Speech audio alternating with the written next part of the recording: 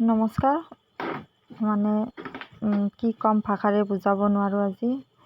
আৰু জুবিন দাক আনো শেষবাৰৰ কাৰণে শ্ৰদ্ধাঞ্জলি জ্ঞাপন কৰিলোঁ। কি ক'ম, মানে কেনেকৈ ক'ম, কি ক'ম, নিজকে সান্তনা দিব পৰা নাই। আৰু সেয়ে ভিডিঅ'টোৱে আপোনালোকে চাই যাব। এয়া শ্ৰদ্ধাঞ্জলি দিয়া হৈছে আৰু সকলোৱে শোকত ভাগি পৰিছে। আমাৰ হিয়াৰ আমঠু জুবিন দা, তেওঁ য'তে থাকে সুখত থাকক। আজি আমি সকলোৱে সেয়াই কামনা কৰোঁ। আৰু আমাৰ মাজত তেখেতে সদায় অমৰ হৈয়ে থাকিব। আজি সঁচাকৈয়ে অসমবাসী মানে দুখত ভাগি পৰিছে।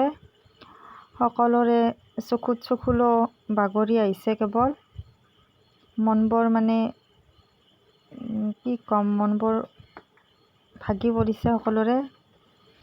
আৰু এই ঘটনাটোৱে মানে অসমবাসীক মৰ্মাহত কৰিছে।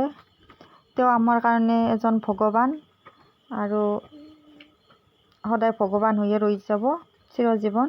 তথাপিও এনেকৈ এজাক ধুমুহা আহিব বুলি মানে ভবাই নাছিলোঁ, কিন্তু কি কৰিব, উপায়তো নাই। আৰু এয়া বাইদেউগৰাকীয়ে কেনেকৈ মানে তেওঁৰ কথা কৈ কৈ কান্দিছে, আহকচোন আমি শুনো।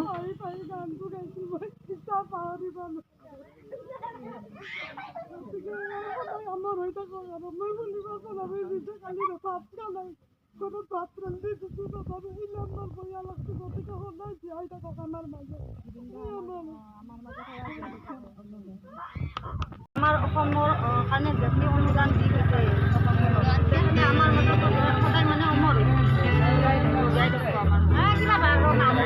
আৰু এনেকৈয়ে তেখেতক আজি শ্ৰদ্ধাঞ্জলি মানে জ্ঞাপন কৰা হ'ল।